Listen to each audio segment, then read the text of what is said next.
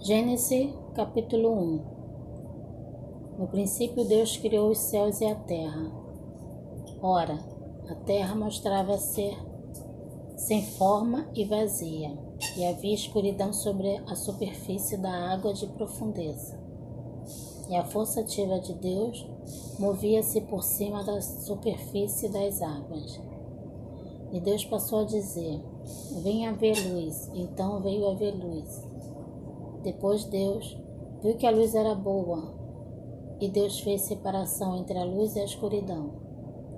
E Deus começou a chamar a luz de dia, mas a escuridão chamou de noite. E veio a ser noitinha, e veio a ser manhã, primeiro dia.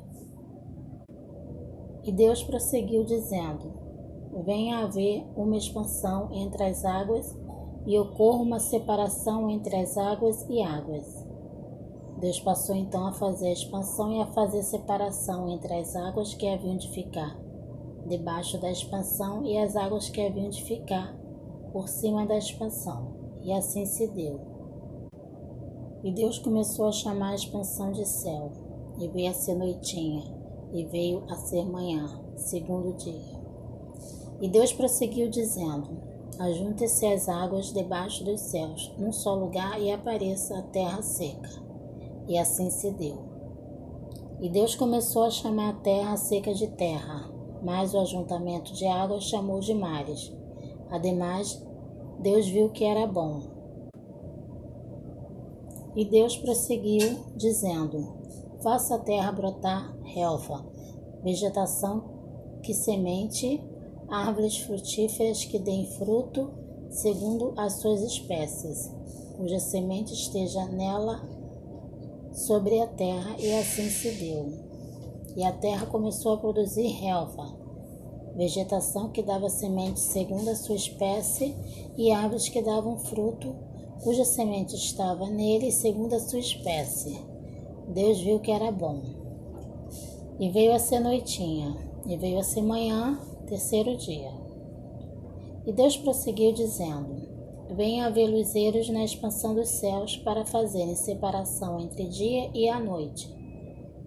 E eles terão de servir de sinais para épocas e para dias e para anos.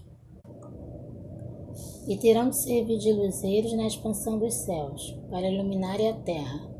E assim se deu. E Deus passou a fazer os dois grandes luzeiros, o luzeiro maior para dominar o dia, e o luzeiro menor para dominar a noite, e também as estrelas.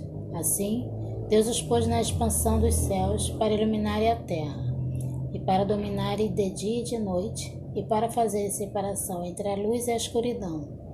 Deus viu então que era bom.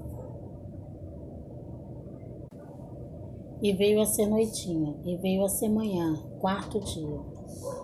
E Deus prosseguiu dizendo: produz as águas um enxame de almas viventes, e voem criaturas voadoras sobre a terra, na face da expansão dos céus. E Deus passou a criar os grandes monstros marinhos e toda alma vivente que se mova, que as águas produziram em enxame segundo as suas espécies, e toda criatura voadora alada segundo a sua espécie.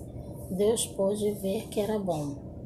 Então Deus abençoou, dizendo: sede fecundos e tornai-vos muitos, e enchei as águas das bacias marítimas, e tornem-se muitas as criaturas voadoras da terra. E veio a ser noitinha, e veio a ser manhã, quinto dia. E Deus prosseguiu dizendo: produz a terra almas viventes segundo as suas espécies, animais domésticos e animal movente, e animal selvático da terra, segundo a sua espécie. E assim se deu. E Deus passou a fazer o animal selvático da terra segundo a sua espécie, o animal doméstico segundo a sua espécie, e todo animal movente do solo segundo a sua espécie. E Deus pôde ver que era bom. Seguiu dizendo: façamos a imagem a nossa imagem, segundo a nossa semelhança, e tenham eles em sujeição os peixes do mar, e as criaturas voadoras dos céus, e os animais domésticos e toda a terra, e todo animal movente que se move sobre a terra. Deus passou a criar o homem à sua imagem. A imagem de Deus o criou, macho e fêmea os criou. Ademais, Deus abençoou, e Deus lhes disse: sede fecundos e tornai-vos muitos, Enchei a terra e sujeitai-a, e tende em sujeição os peixes do mar e as criaturas voadoras dos céus, e toda criatura vivente que se mova na terra. E Deus prosseguiu dizendo: Eis que vos tenho dado toda a vegetação que dá semente, que há na superfície de toda a terra, e toda árvore em que há fruto de árvore que dá semente. Sirva-vos de alimento. E todo animal selvático da terra, e toda criatura voadora dos céus, e a tudo que se move sobre a terra, em que a vida como alma tenha dado toda a vegetação verde por alimento. E assim se deu. Depois Deus viu tudo que tinha feito, e eis que era muito bom. E veio a ser noitinha, e veio a ser manhã, sexto dia.